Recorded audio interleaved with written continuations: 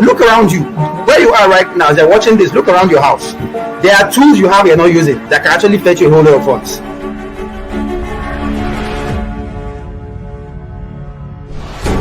Forget about what people are saying. Don't listen to what people are saying. What people say about you or think about you is none of your business.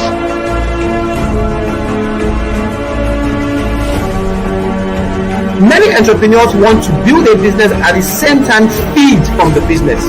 It cannot work. In Lagos,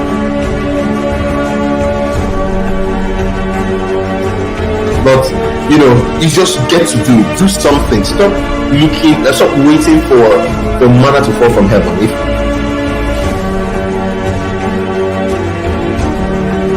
Never you at any point think you have 100% strength. It's not possible. So as a leader, you focus on your strength 100%, then your weakness, you get someone to fill it in. Now, the person you are bringing in, ensure that the person's weakness is your strength.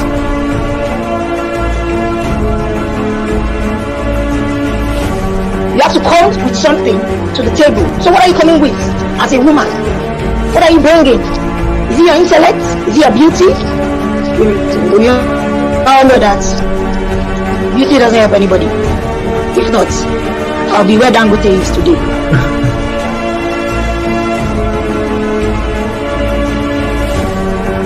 Please, if you are listening to me, don't try and sell what is not sellable if you don't have the funds to push it. Thank you for connecting with Simeon Ononobi today. Live sessions hold every Tuesday and Friday at 5 p.m. Please turn on post notifications for live updates.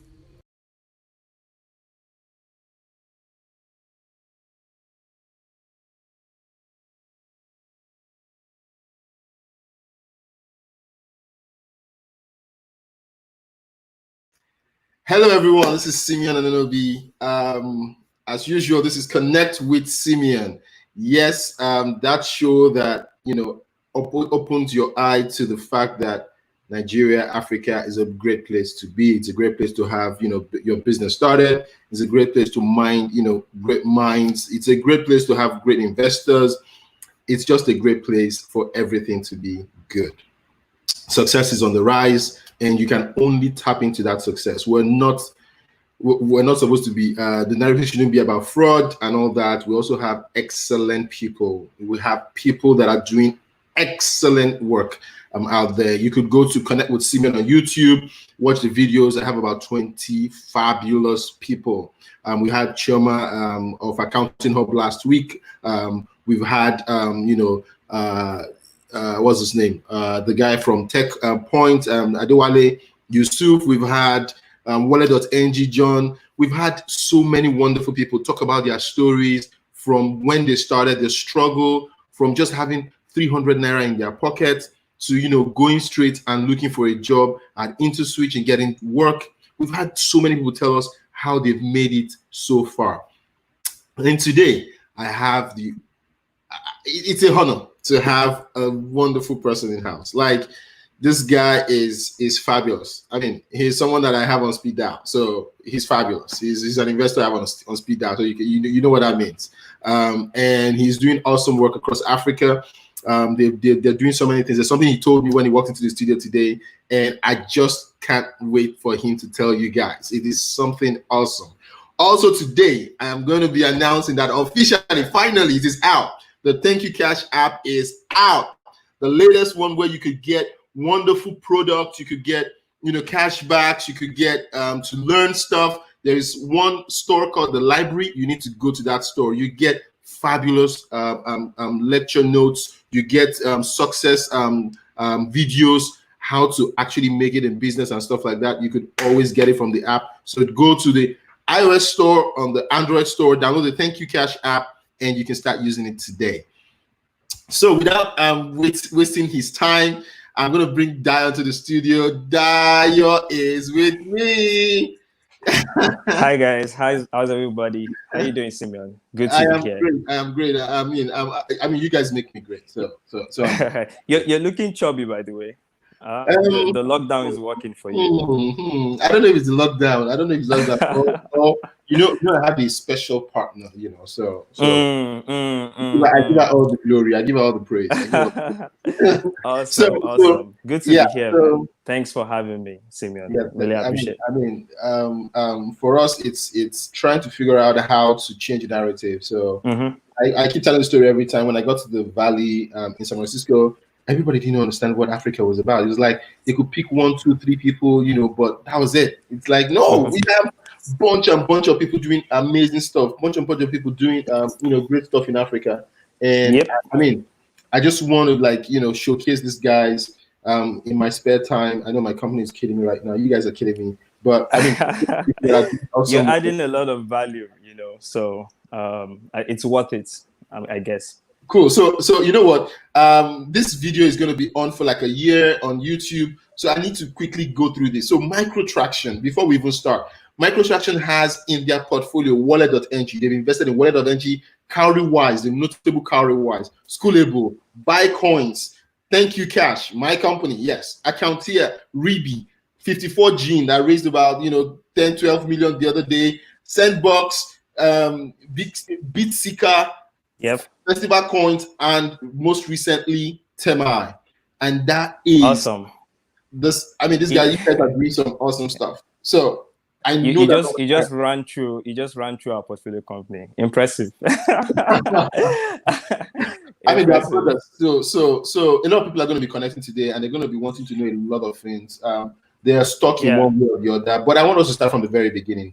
Dayo, this program is all about storytelling from the beginning in real crude form. It's not. I had 20 naira yesterday, and I became a billionaire. No. I mean, if you watch the video where John came online, he told us about how he had no money coming into Lagos State, and he just had to money for work because of his skills, and that's how he started. So there is a progression. It's not an Instagram story. There's a progression. So where did Dayo really start? Why investing today? But let's go back to where did Dayo start? Who is Dayo? Yeah, very, very interesting question. I think for most people that don't know, I have a construction background, right? I had always wanted to be an architect. I did JAMB, passed, did the post-UME, didn't get in. Did a second JAMB and eventually got in for quantity surveying. So I didn't get architecture, right? And I was frustrated. I stayed at home for like 2 years. And I was like, you know what? I'm just going to go to school, right? And probably see if I could make a switch to architecture since we're still in the same faculty. I wanted to switch and I was told I was going to lose a year. And I was like, no way, I'm not going to switch anymore. I'm just going to continue.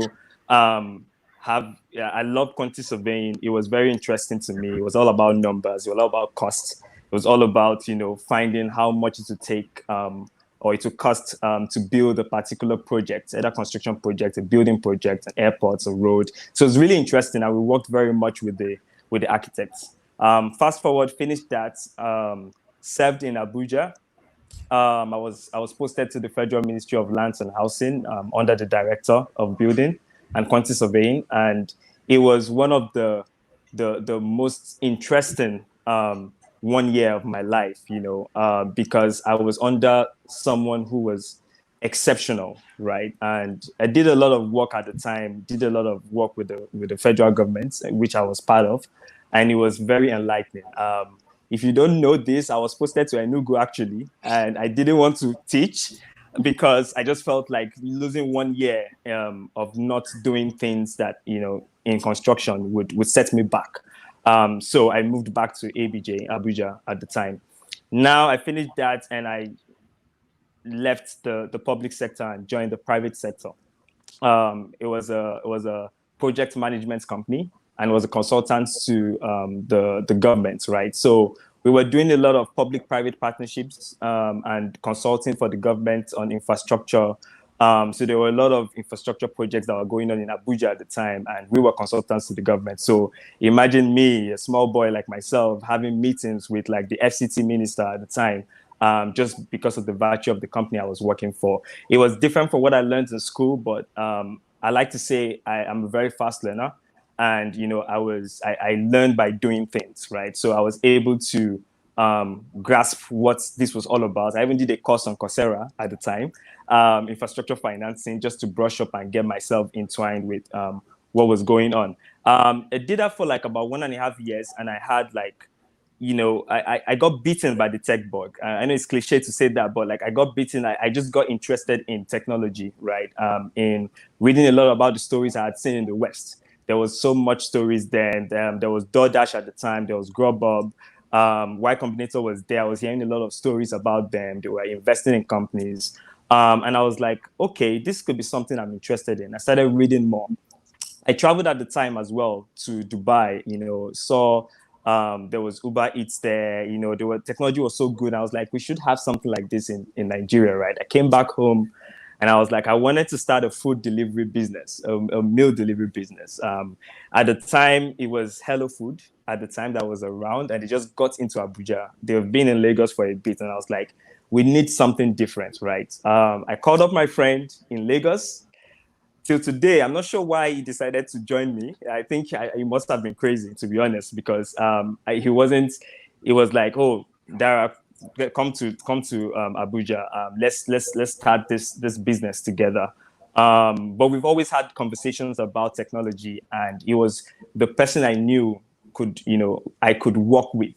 When finding a co-founder, it's important to find people that you've been friends with for a long time. We've been friends since just out of secondary school. So we've known each other for like 6-7 years at the time.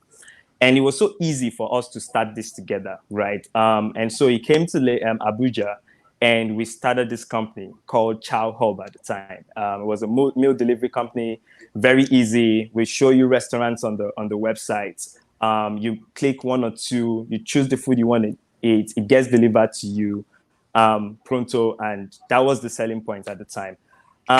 Mind you, I resigned from my construction job blindly and said, you know what, I just want to do this tech thing. My mom was like, you must be crazy, you're earning this, why would you leave this and join or start a company? I was a first-time founder, so I was very naive as well. So there were so many mistakes I made, and I'm sure we'll talk about a few of them later, but there were many mistakes that I've made that has helped me learn, and also learn as an investor to take a look at the side of that business. So I've been on both sides of the table, and I can, to an extent, give advice on how companies can behave a particular type of way to get success, right? And so we did that for 2 years. There were some highs, there were some lows. For those who don't know as well, I was one of the beneficiaries of, or we were one of the beneficiaries of the Tony Elumelu Entrepreneurship Program, the first program that was done by Tony Elumelu, the first grant. And we got $5,000 at the time, which we spent on building the products, by the way. That's another lesson we learned, that you have to have a technical person on your team to build out a technology business. Super, super important. So we spent a lot of money trying to build the product, and we learned a lot of lessons at the time as well. The company was dying very slowly, and I figured that I needed to do something else at that particular time. So I was reading, we couldn't raise money. So I was reading about how we could actually raise money, right? I was reading a lot about Y Combinator, I was reading programs, essays. I was following Justin Khan on Snapchat. I was reading and watching videos like crazy, just to understand, what do investors look for. I was following Mark Schuster's Both Sides of the Table blog post. If you don't know that, you should go look at that blog post. The blog itself, it's interesting, it's educative. And I just started learning more about investments. Luckily for me at the time, because I always say it's luck, obviously I was also, I took the opportunity. I saw a tweet from Koleowo Kporoku, which most people know in the industry, right? Saying, oh, congratulations to my friend or my guy, he's starting his new fund. And I was like, who is this guy, Yele? I was like, what's Yele? Mind you, Dara had left Abuja at the time and had worked with Yele for a bit at Starter for 3 months before he traveled. And I was like, I reached out to Dara, you know what? Yele has started a fund. We need to reach out to this guy and tell him we want to join Microtraction. We don't care if you're paid or not. I just want to be a part of this company because I feel like what he's doing is remarkable. Like, how do you have Michael Siebel as one of your LPs? Who are you? Like, where did you come from? Like, no, this is transformational. I need to be part of this. So we sent email to Yele, and Yele was like, "Oh, thank you very much." We congratulated him and told him that we are happy to join him. He just said, "Thank you very much," and he just left it like that. I was like, "No, I'm going to send him another email and tell him that, dude, we are serious about joining you. We need to be a part of this." And that was when he took us very serious, right? And I always say this, like, whenever you see an opportunity, right, seize it. Don't wait till you feel you have something. You might not even know you have something. Just take that opportunity, take the leap. We took that leap, and fast forward, we joined Microtraction just a few weeks after it got launched. So I and Dayo were investment analysts. We had no background in investments. We didn't have an MBA. Those are the key things that you have to have before you become an investor. We had never done anything regarding venture capital. It was just knowledge that we had gained from reading and watching videos, right? And so we joined Microtraction, and it has been a crazy, awesome, interesting, uplifting journey so far, and I'm proud of the work we have done. We just celebrated 3 years of being in existence, and 3 years seems like a short time, but it was a long time for us. And so far, we've done 16 investments, 2 unannounced. You mentioned 14 of them, and we'll be making those. That we started Microtraction, to be honest, is that we found a gap in the pre-seed. We found a pre-seed funding gap in the ecosystem at the time, right? And we wanted to fill it. A lot of people were starting companies, and there were not many investors. Those first check, the $10,000, the $15,000, the $20,000, and we felt like this was the time for us to come in and start writing checks. We wanted to be the first check. I know we were not first check in Thank You Cash. We wish we were, but we still strongly believe that when a person is starting a company, there is that first money that needs that injection. It could be family, it could be friends, it could be fools, it could be investors. That money needs to come in, and we like to be that first check investor, and that's why we are here. So that's my story from, Wow. there's a lot of detail, but that's my story from nothing to being part of Microtraction. Wow. Like, I mean, it's remarkable because there's something you told me backstage, how we met and stuff like that. And I can't. Like, I know the program, I know when it happened, but I really remember. Like, I saw it, Dayo. I couldn't remember that. But I mean, you've been awesome. I mean, you guys have been awesome at Microtraction. I wouldn't take it away from you guys. The first time I spoke to Michael, it was a direct call. And by the way, for those that are watching, Michael Siebel is the CEO at Y Combinator, which is I can't call them the most prestigious anymore. You know why? But because 500 is the most prestigious right now. but one of the most prestigious investors in the Silicon Valley area. They do a lot of investments, and right now they're ramping up and increasing their investments in African companies. I have been privileged to meet him twice. And we've had conversations. 3 times. We've had conversations 3 times, and he's an awesome guy to meet. Very. And the first time I spoke to him was like just a phone call. Like, the lady just called and said, "Do you want to speak to Michael?" I'm like, "Who is Michael?" Like, why Combinator now, Michael? Do you want to speak to Michael? I'm like, "Are you sure you're not, pranking? You're not pranking me?" It's not a prank. And he's like, no. You know what? I'll send you a link. You have a conversation with him and all that. And I'm like, okay. Yeah. Next thing I hear, "Hi, I'm Michael Siebel." I'm like, okay, this is really not a prank. And this is real. Yeah. And he helped our business, and today we're where we are.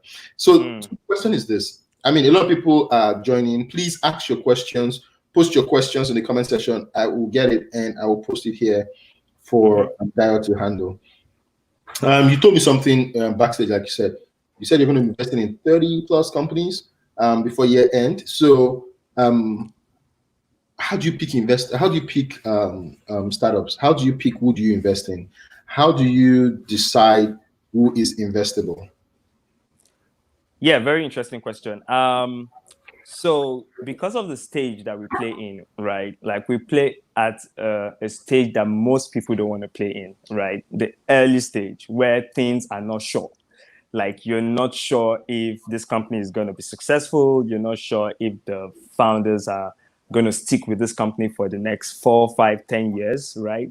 You're not sure. There's no history of what this particular company has done. There's no financial history. There's no metrics. There's nothing at all, right? All you have is awesome individuals who have decided to build a product or have seen a problem and they've decided to build a product to solve that problem, right? And so it's an interesting stage to play in, and I love it so much. The reason why is you get to meet people, you get to talk to people the way they are when they start, right? Not when they are big guns like Simeon, when they are and it becomes like there's a lot of history, there's a lot of like track record, and you can say things just to woo investors, right? Just at the raw form where nothing has been established aside the fact that you have domain expertise or you have a passion to solve a particular problem. And so when we look at startups at the very early stages, and mind you, when I mean an early stage, we look at companies that already have a prototype or have an MVP, a minimum viable product, where there's been something built, no matter how small or how little, that can interact with the market, right? The markets in this case being the customers, the folks that would use your product, right? So when we look at startups and we assess startups, we look at it from different angles. But most importantly, I would like to mention that we look at it from the team's angle. Who is behind this product? Who is this person, or who are these folks who have decided to come together? You can say, I said come together because there has to be a coming together. There have to be people that you've known for a bit before you start a company, right? There has to be domain expertise in what you're trying to do. Not necessarily for success, but it's good to have domain expertise in where you are, right? Is there a technical person on your team? I always say this, you can't build a technology business without having technical expertise. Like it is going to be hard for you to do that, right? And so, like I said earlier, one of the lessons we learned at the time is that we're building a technology business. I couldn't code to save my life. My co-founder couldn't code to save his life. We had to outsource, and we spent almost every freaking dime that we had on building this product. And I'm sure you know how developers are, Simeon. They will tell you, they will post you, they will tell you there's a lot of bug. You can't call them at 2 a.m. in the midnight because they are sleeping. And so it is always good for you to have a technical expert in your founding team. Super important, right? So like I said, number one, the team, domain expertise, technical co-founders, very important. And when we move from the team, we look at the product itself. Is the product a vitamin, right? Or just, is it a vitamin that, is just a nice to have? Or like, is it a killer, right? Is it that kind of medicine that you need to survive, right? Would people pay for this product? Would people use this product, right? And what is the appeal of the market towards this product, right? So it's not enough for you to have a team. It's also very important to have a product that the market wants, right? Super important. So what I always like to say this a lot, that you could have a very good team and a shitty product, and you could have a very good product and a shitty team, right? So the two have to be good for it to make sense, right? And from the product, we look at the market, obviously, like how big is the market? Very early on, you could have a small market, and over time you expand into other verticals and you create a bigger market, right? But I think the first thing investors always look at is how big is the market truly? Because mind you, investors want to make money. That's the number one reason why they invest, is for you to make returns, right? And beyond that, you want to support your investment. So how big is the market? If you have a product that is being used by 1 billion people and you charge $1, that's $1 billion. So that gives a sense of how big the company can be. You're going to start with maybe 2 people, but at some point they can get to 1 billion people. Case in point, Facebook, right? They started in a dormitory in a school, and now they have over 2 point something billion people using Facebook. That's ridiculous, right? And imagine charging just $1 or 50 cents every month. You know how much that is right now. So the market is super important. The team is super important. The product is very, very important. Then I'll come to the business model as well, right? How are you going to make money, right? Because of the stage that we play in as well, you don't have to have revenue, but it would be good if you have a revenue, because that means that the market has reacted positively to an extent to what you're building. People are ready to pay for it, right? But the most important thing is to have a business model. How are you thinking about making money? Is it a subscription model? Is it a pay-as-you-go model? Is it advertisements? And I like to say a lot of people don't always like to say the way they're making money is ads. Please, if the way you're going to make money is ads, say it is ads. There's no shame in saying advertisement is the way to make money. Google makes most of their money through advertisements. Facebook does as well. But there's this stereotype, where in Africa, where they say, oh, if you're a company and you're making money through ads, you're not a real company. No, you're a real company. And over time, you can find other sources of business, other sources of generating revenue as well. So business model, thinking about how you make money is super important as well. Because of the stage, this is the 5th one I'm going to mention, because of the stage that we're playing as well, it is important to be very frugal, right? Any money spent is money gone. You of all people know this. Like, once the money is spent, you can't get that money back, right? And more so because of the check size we write. We were writing $15,000 check sizes when we started. This year we increased to $25,000 because of startup costs have increased. But it's important that you have people that can manage money very effectively, right? $25,000 in the grand scheme of things is not a lot. And now you want to be able to manage the usage of that money to the right set of things. Like, you don't want to be spending money on advertisements or marketing when you're not sure that is going to move the needle for you, right? And so having founders who know how to manage money and spend money on the right things is important. And the only way I can know that as an investor is having a good relationship with the founders. And that's where the team thing comes back to the team. How would I know if this person's technical ability is good without having a conversation with the team? How would I know if they've thought about the business model without having a relationship with the team?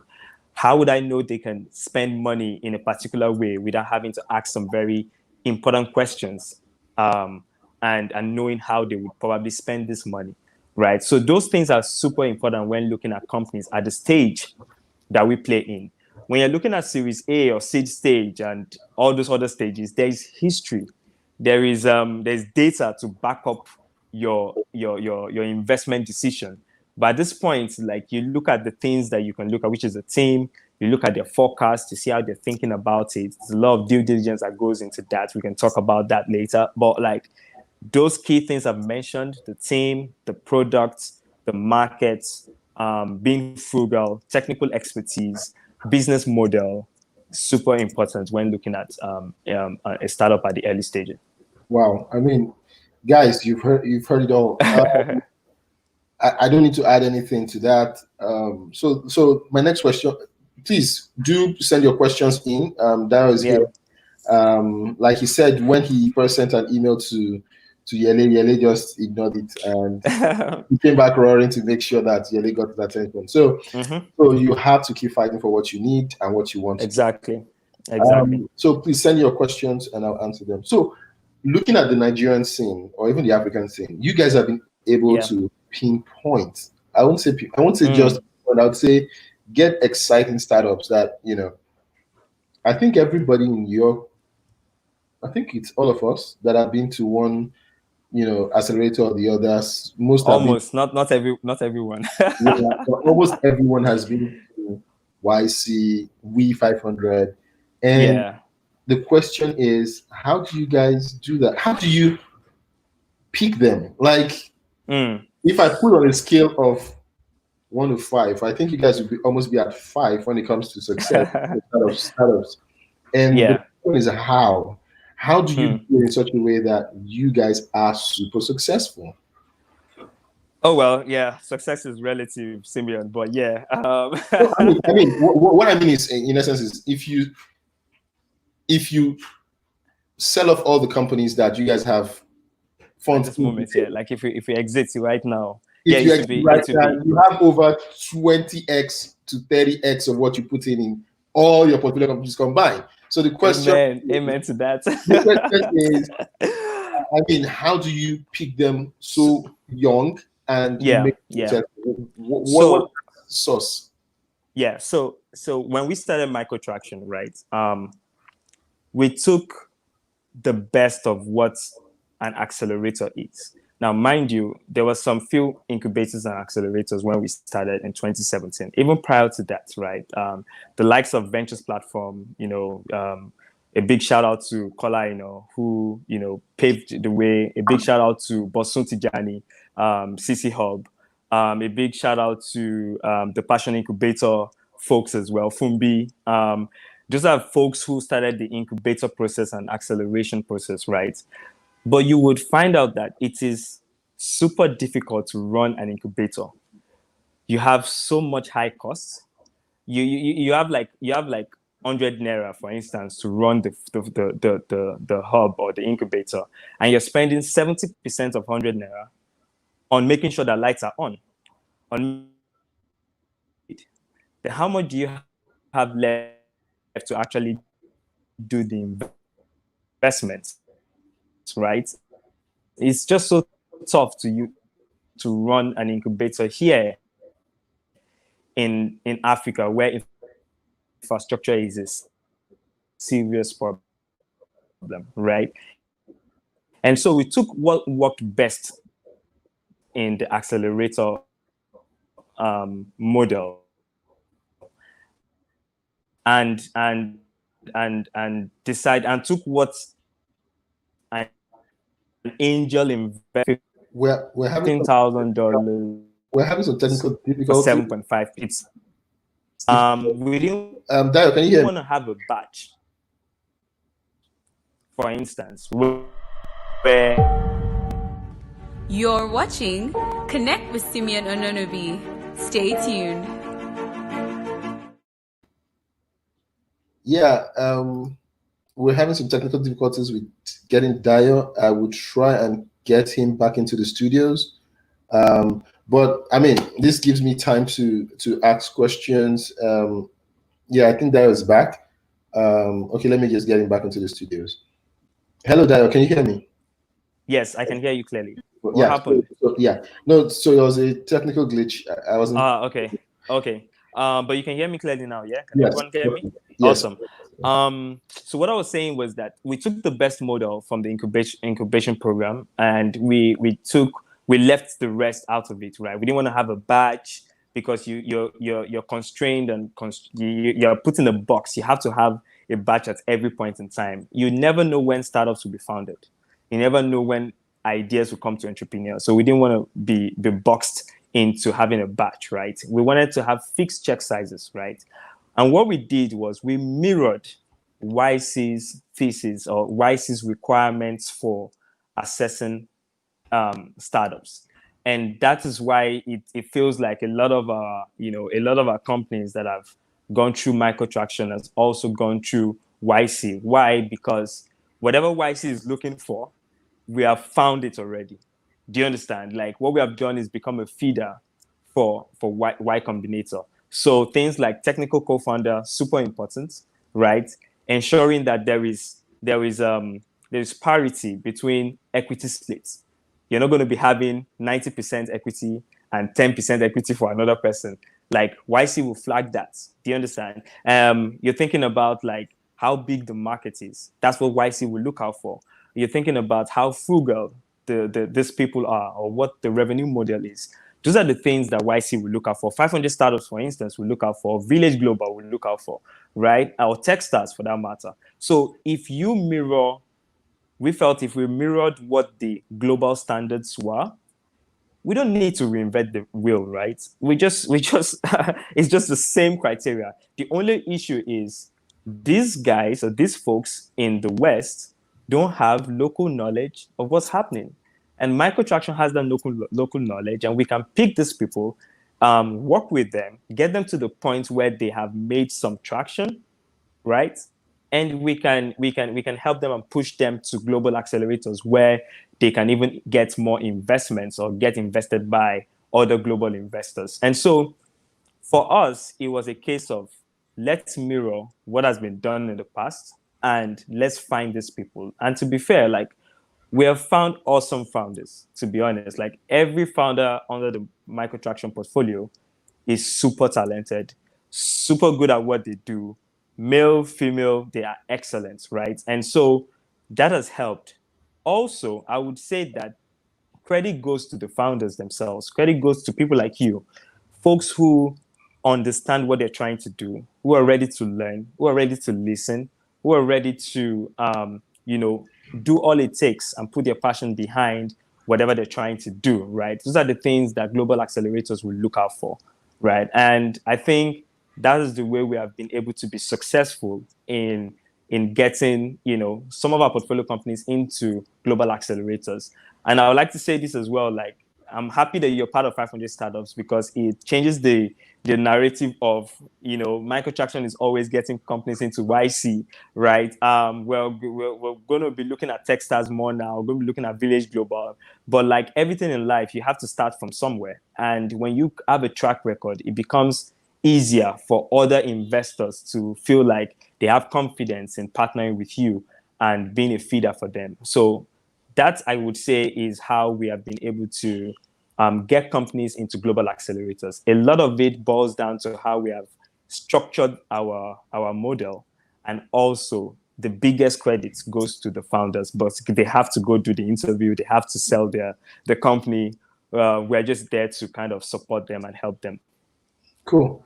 I mean, that brings to mind, yesterday I was having a conversation with one of the partners at 500, and that was his major problem. His problem was, how do you get African companies? Like, for them to find us, they went through the eye of a needle to get to us. So it was like, how do you get to the point where there's this engine that just spits out, ready-made African, like extraordinary founders? Yeah, exactly. So, yeah. Most times you just come back and ask questions like, do you know this person?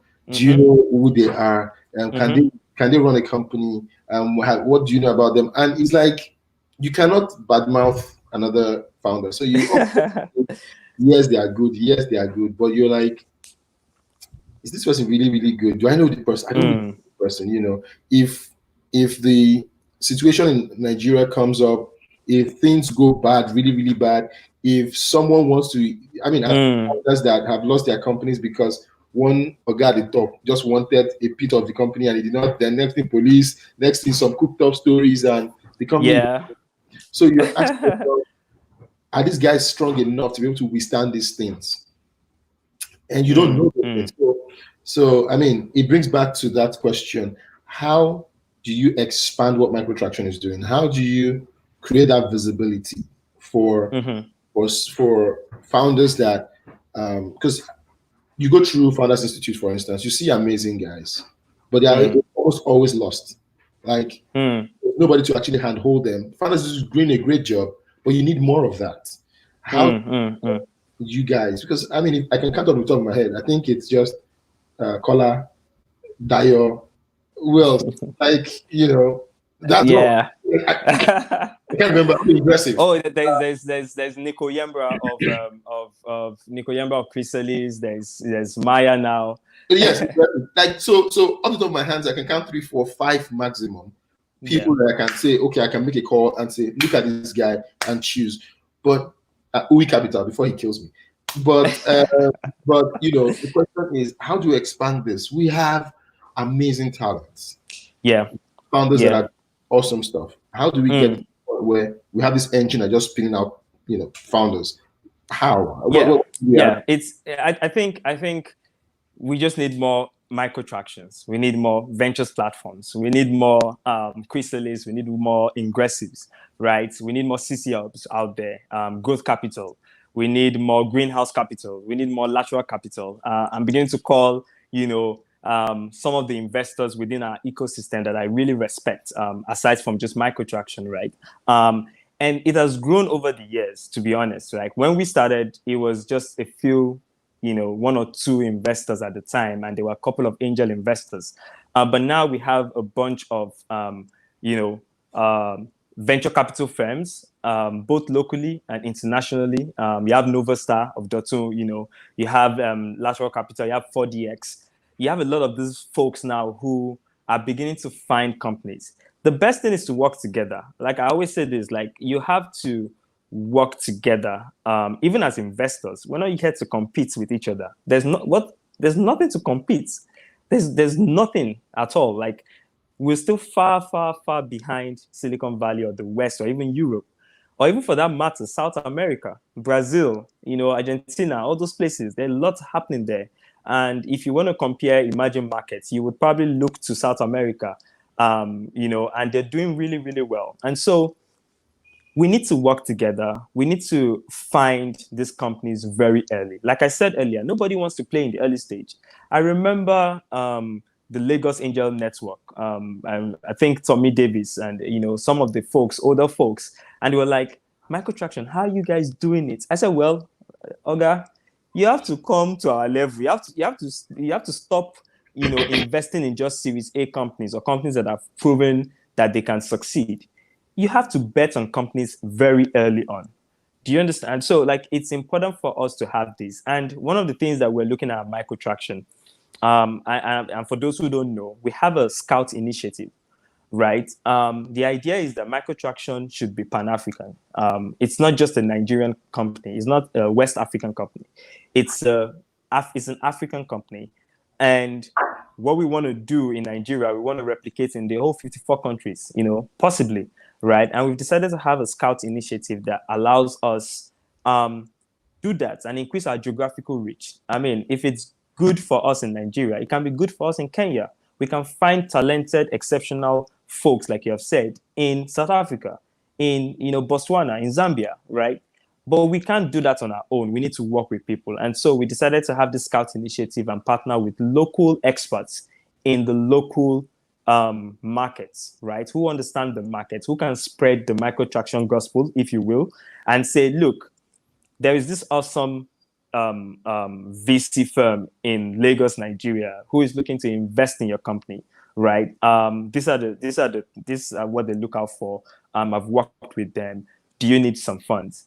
And that way, we can find exceptional people and become an engine, like you have said, that spits out a lot of founders, a lot of exceptional companies, like every year, right?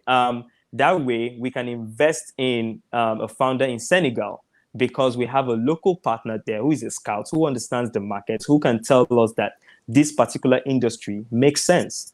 But if we sit down in Nigeria and feel like everything is about Nigeria, everything is not about Nigeria. So we need more scout initiatives. We need more deal flow. One of the biggest, if you ask any investor, the biggest problem is deal flow. Like, how do you find? That's the question. And the easiest way, or maybe I would say the best way to do this is to look for them.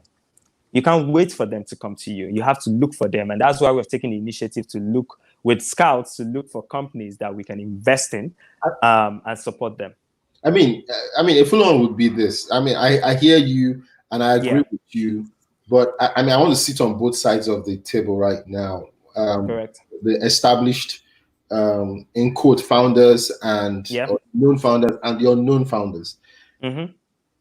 If you put yourself in a situation where you want to look at the unknown founders, almost all investors that you've seen in Africa, look out for, apart from the very few ones like Microtraction, maybe Ventures Platform, some of them look out for ready-made, cooked, big startups, which costs money.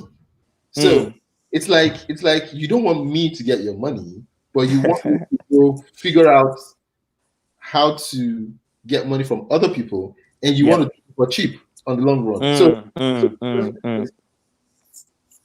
And again, okay, so one thing I learned during my stay in 500 is this spray and pray method. It's a real thing.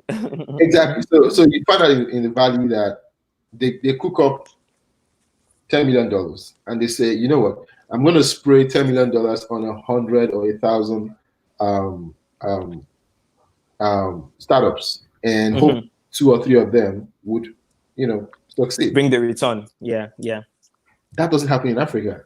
And Africa wants, and the same thing with, I could say the same thing with Lagos Angel Network.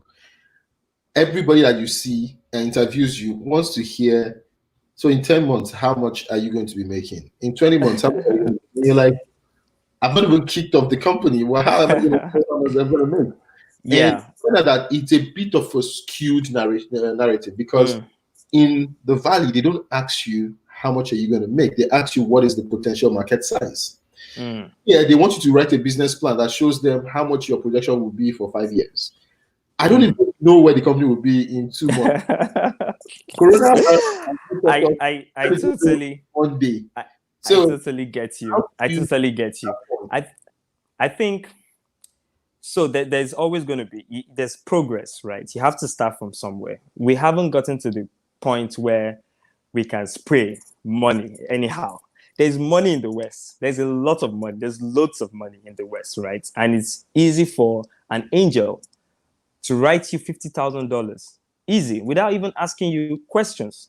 I'm sure you've seen a couple of people and you've heard stories that people just say, what are you working on? I'm working on this. Okay, send me your account number. Why are you $100,000? And you're like, what? Just like that? That has not happened in Africa. Or if it's happening, it's probably like $10,000 or $5,000, right? We haven't gotten there yet. And we will get there if we continue to do what we're doing. As Microtraction, as Ventures Platform, as Chrysalis, as whatever it is we're doing, we need to continue to encourage that narrative of betting on companies very early on. Like you rightly said, a lot of people look for ready-made. But you can't, for you to get a ready-made, the person has to start from somewhere, right? There has to be some hand-holding. We like to see ourselves as not an accelerator, but we do a lot of hand-holding as well. When you get into Microtraction, there's a 3-month process where we work with you.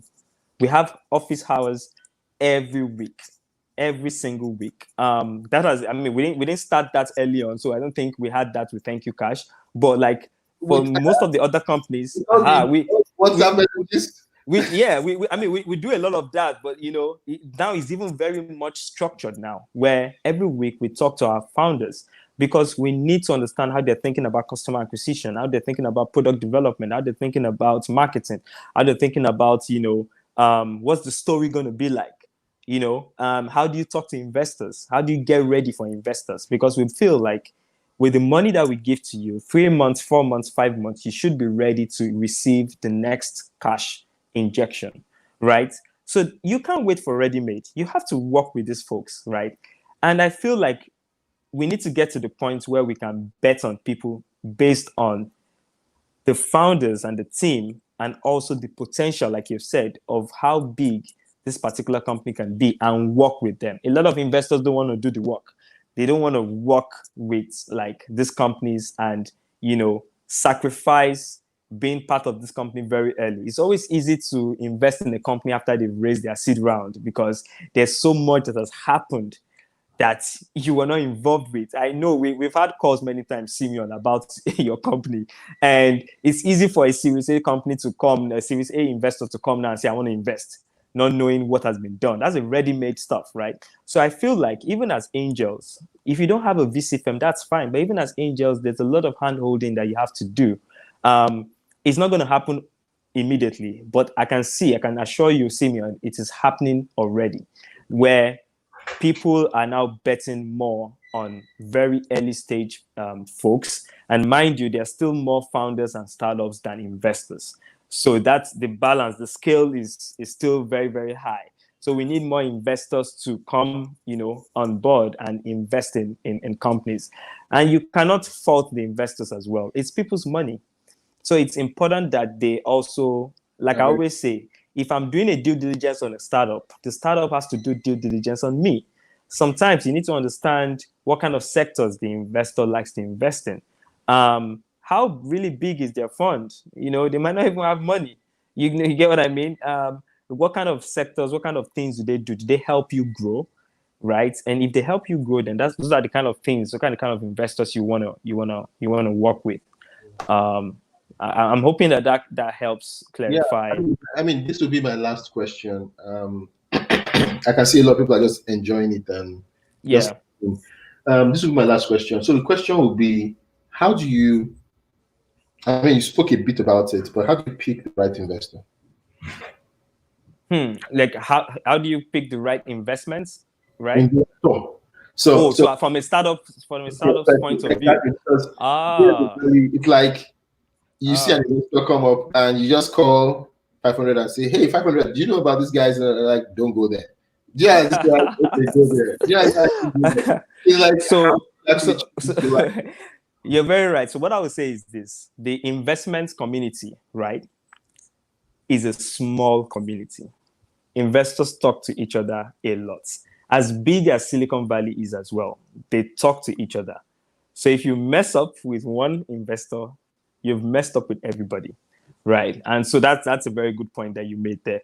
How do you pick an investor?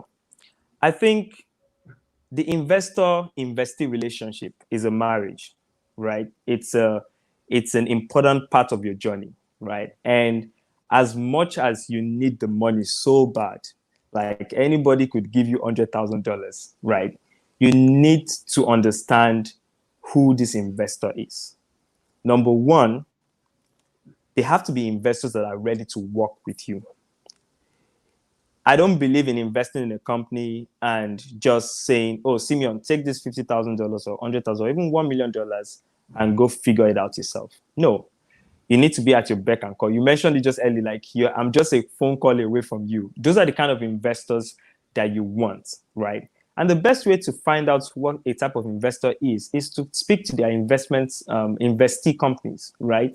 I always tell people on the calls that we make, speak to Wallets, speak to Thank You Cash, speak to Ribi, speak to these folks, and they would be able to tell you the kind of investor we are, right? You want an investor that believes in you. You want an investor that would always help you. You want an investor that will introduce you to partners, and not just investment partners, also folks that will help you run your business. So we have this thing called network partners at Microtraction. We understand that we don't have all the expertise, right? I don't have expertise in HR, for instance, human resources.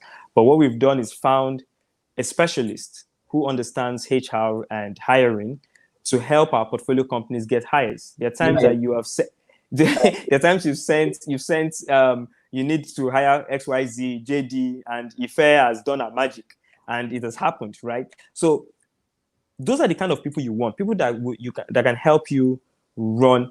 See an investor as your third or fourth or fifth co-founder.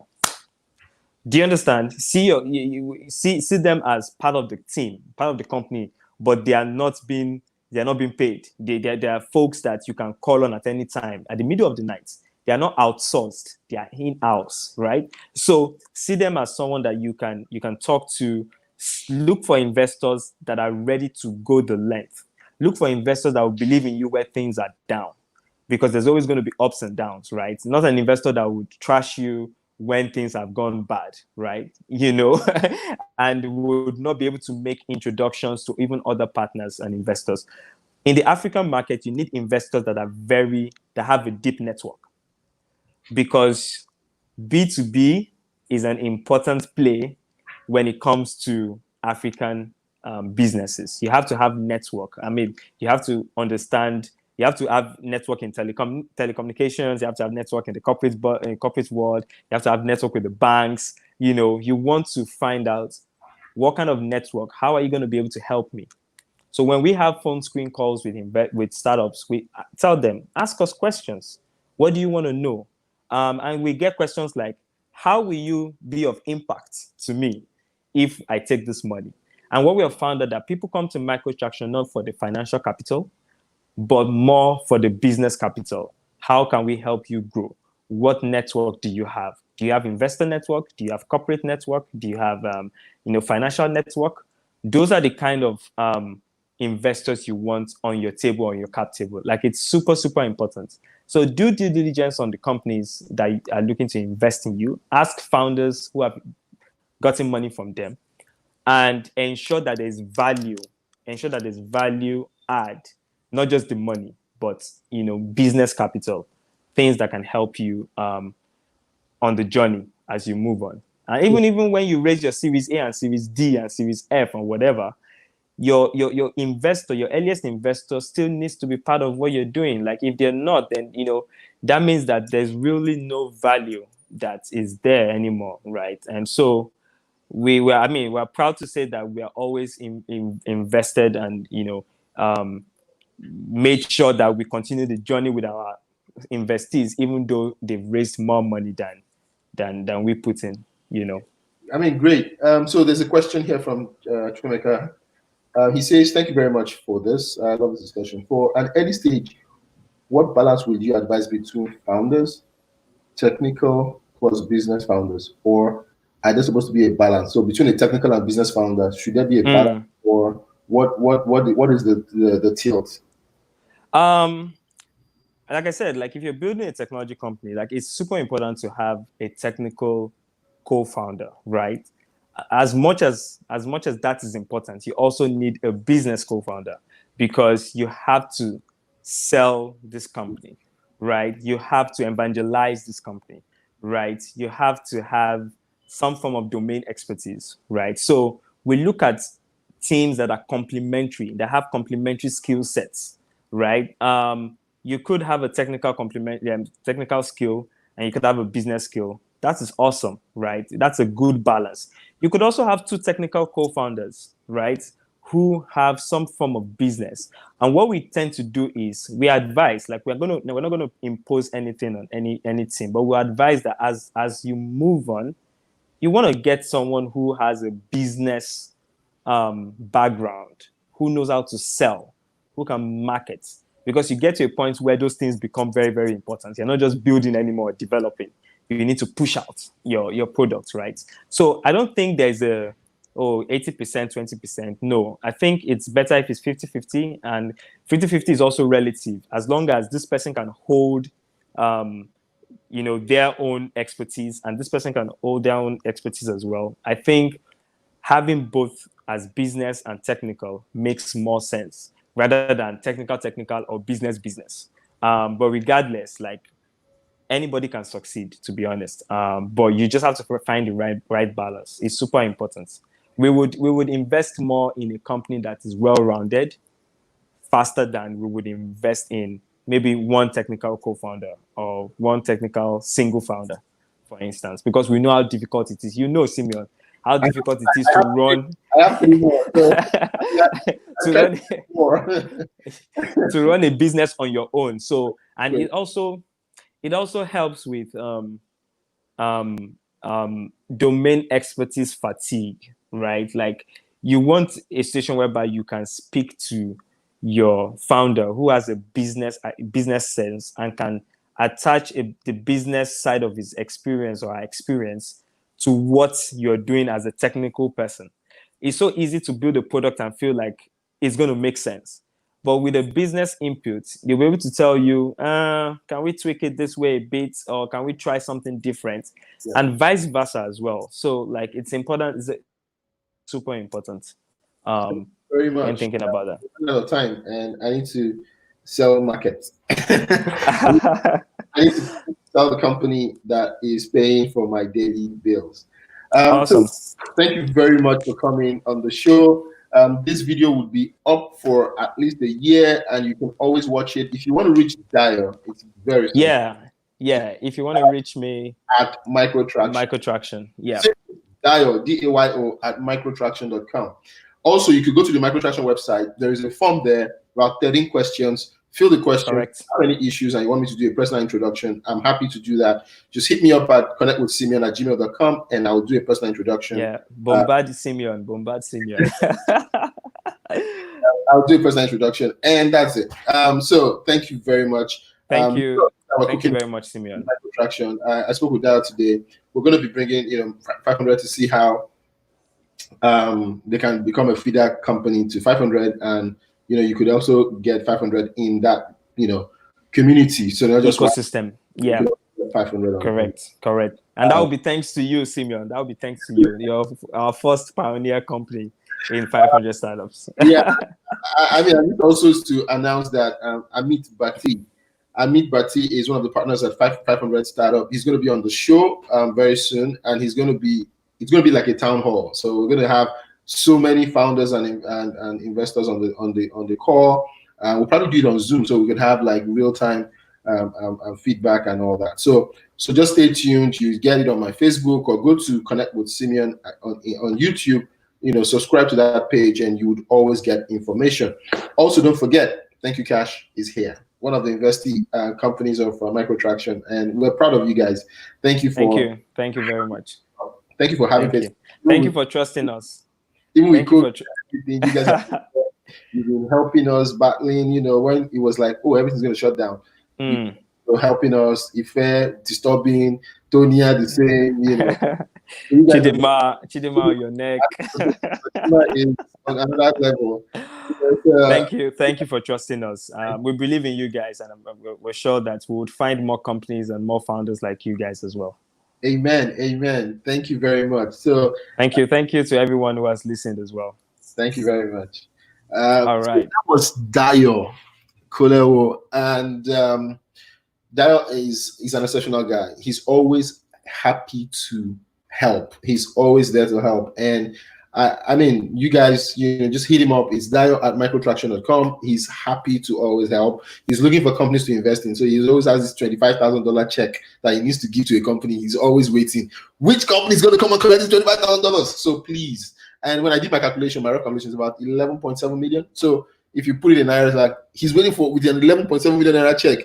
Come and collect it. Come and collect. So you need to quickly go there, get onto Microtraction website and try and do that. Now, for today's launch. So like I said, Thank You Cash app is out. It is out. You can now start getting deals directly on Thank You Cash. There's actually one particular store I want to really push for you guys. It's called Library. Go to Library. You would get super deals, like super deals. You would get how to become a software developer. It's there. The product was actually meant to cost 50,000 naira, and we were able to bring that down. Mind you, if you even pay this fee, you still get cashbacks, even with the small fees you're paying. That we have courses that were 150,000, but we were able to bring it down. A full course on how to become successful with your YouTube channel is also there.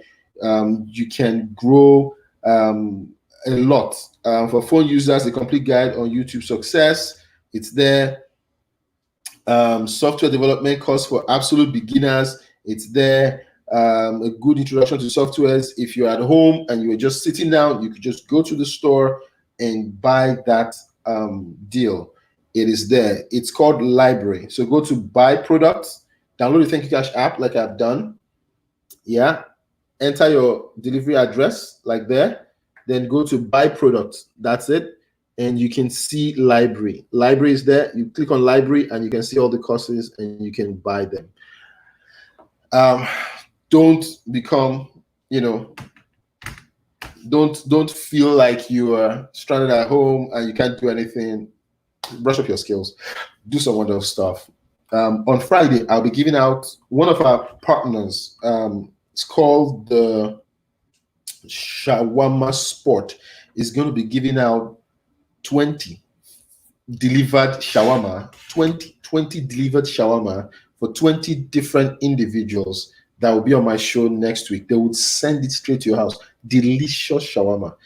So please make sure you are here on Friday when that will happen. I'll be giving out the vouchers directly from here, so you can always get it. So thank you for watching. God bless you. This has been Thank You Cash. This has been Connect with Simeon, and I'm Simeon with Thank You Cash. If you want to know more about Thank You Cash, go to thankyoucash.com and you see all the amazing stuff we're doing. You can always earn points, always earn cash, and you can spend it across multiple merchants. So till next week when I see you again, this is me saying ciao.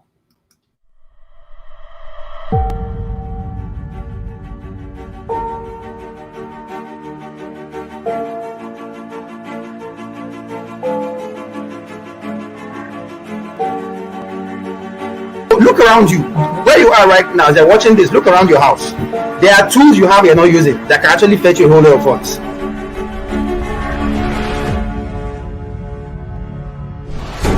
Forget about what people are saying. Don't listen to what people are saying. What people say about you or think about you is none of your business.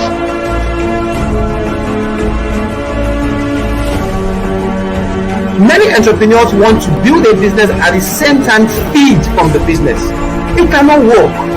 In Lagos,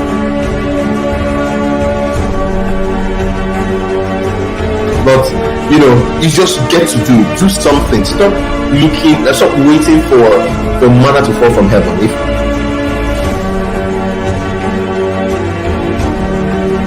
never you at any point think you have 100% strength. It's not possible.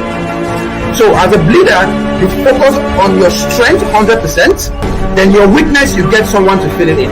Now, the person you are bringing in, ensure that the person's weakness is your strength.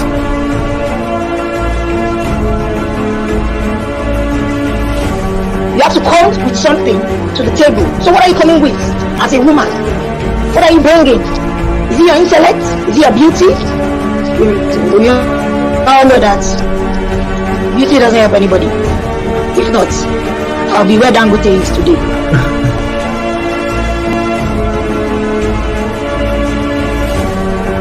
Please, if you are listening to me, don't try and sell what is not sellable if you don't have the funds to push it.